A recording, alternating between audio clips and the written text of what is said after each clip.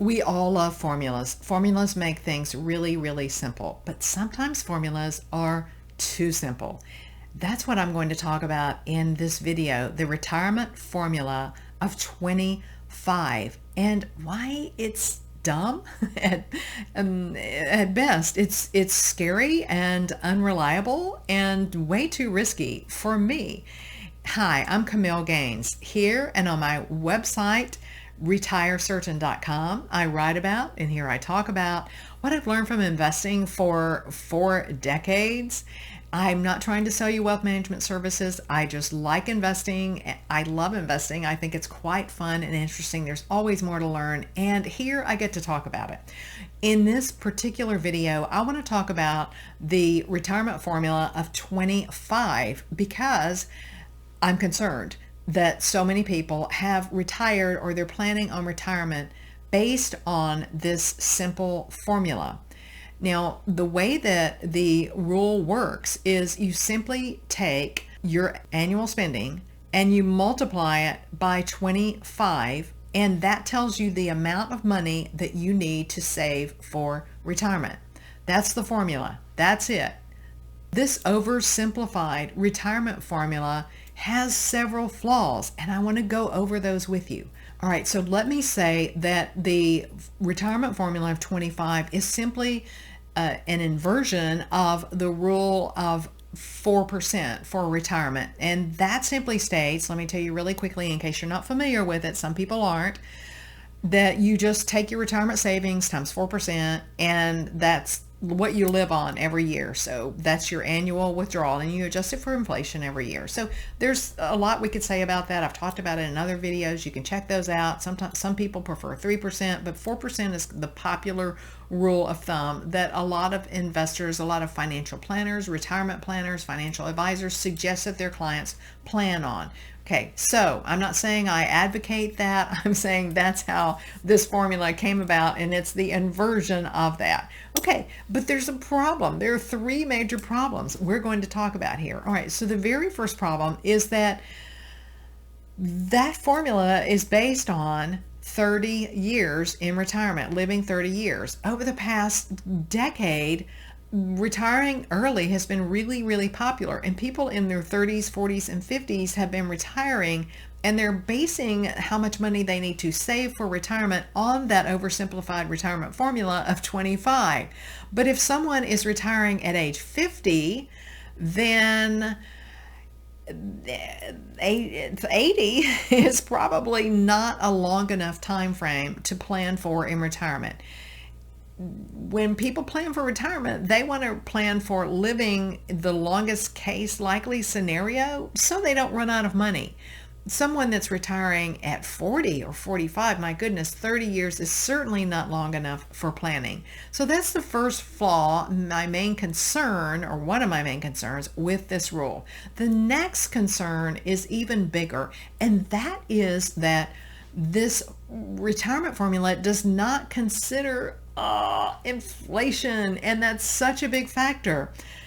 So if we say, all right, I spend, let's just say $100,000 a year is what I've decided that I need for retirement.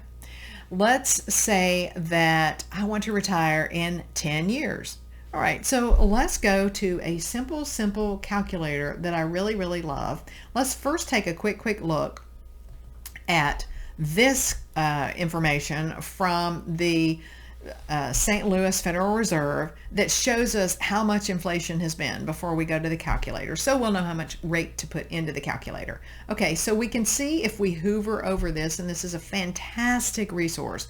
I'll remember to put a link. I'll try to remember to put a link in the description. If I forget, just put in the comments that I forgot and ask me.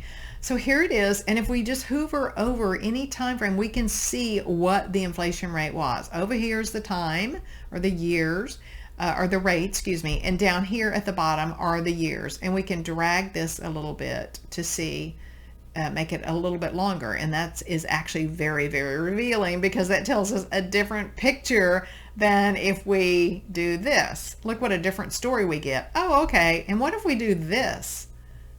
Okay, then we're going to say, oh wow, inflation, that's not a problem for me. Worst case scenario was sort of right here for a very, very short time, around 6%. And we could even, though that was 1990, so we could even say, let's make it a little bit shorter time frame. And people often look at the last 20 years, 10 years in making decisions about their investments and about their retirement planning. So if we make it even shorter, we can see the inflation rate is probably really not seeming that problematic. So let's drag it back all the way to 1950, and we see here it was quite high, and this was about almost 10%. It was almost 10% here as far back as the calculator goes. Here it was about 14%. And this is based on the Consumer Price Index for all urban consumers. That's what the blue one is, versus the Consumer Price Index for all urban consumers with all items is the red one. Okay. And that is less food and energy in the U.S. city average. So that's the red, and the blue is not excluding food and energy. So I like energy. I like to keep my house cool or warm, and I like food. So I'm going to go with that blue number. I think it's a little bit misleading not to use that blue number. So let's keep this in mind, but let's also keep in mind, look, inflation was negative here. Apparently it was, what's this? 4%, 3%, 2% actually right here. And let me blow this up for you just a tiny bit so you can see it better.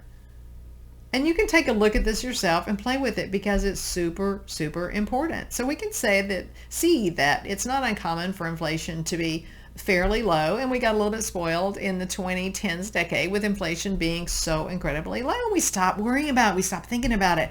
But I remember this when it was so high up here, and my dad used to always talk about inflation and investing for inflation and how important inflation is. And look, it's rearing its ugly head again. So let's see why this is so important. So we've got this person that spends $100,000 a year, and they want to retire in 10 years. And they're saying, okay, well, I'm going to use the retirement formula of 25. So I need $2,500,000 for retirement. Not a small sum, right? But we're going with this. And so that's how much money they have been planning for in retirement. But what if we come over to this simple calculator that I love in 2013, dollars.com, and I've shared it with you here before. I've done other videos on this. You'll definitely want to be friends with this calculator because it helps you see how much your expenses will be in the future when you're doing your retirement planning or any other kind of planning. So we can see that if we just simply enter in the 100,000, start year 2022 and end year 2032, and we're just using that historical inflation average of 3%, which we don't know how much inflation will be going forward.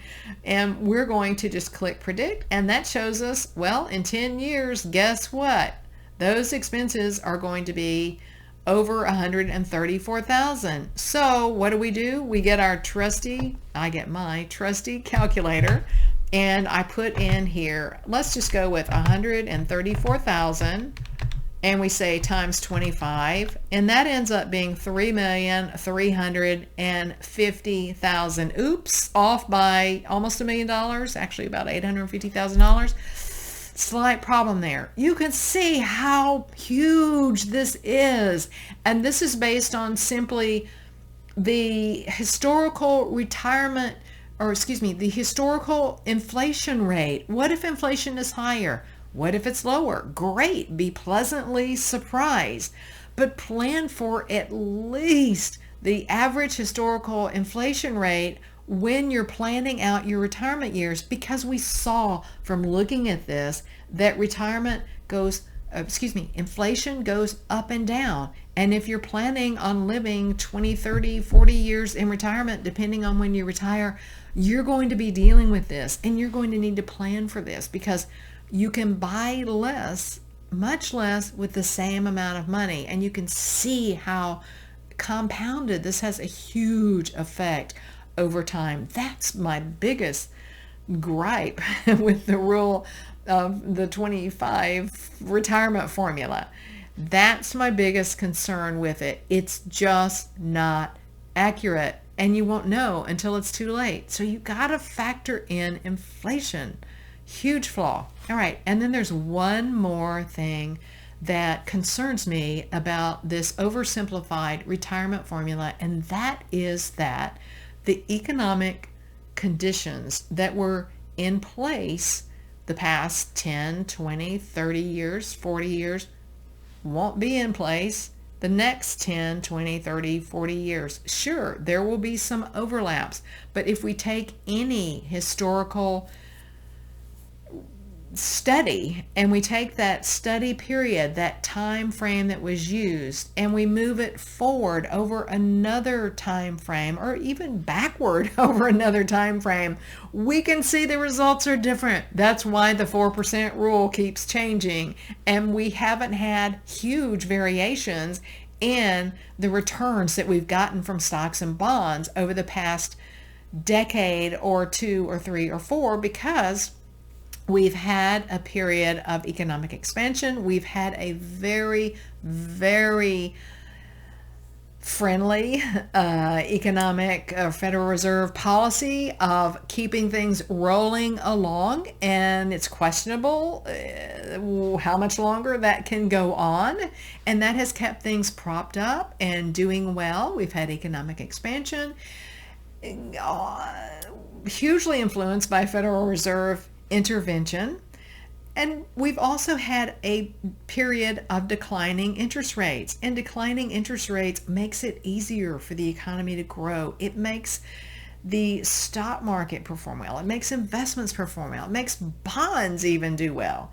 So that concerns me. Going forward, these same things aren't going to happen, and that 4% rule may not work going forward, because we know if we take the study period and plot it over a different time frame, we're going to get different results. That's why the retirement formula of 25 concerns me, and why I think it's kind of dumb. If you like this kind of information, make sure you subscribe to my channel. If you click that little bell, I think my videos will just come up in my feed when I post a new video. And remember, above all, retire certain.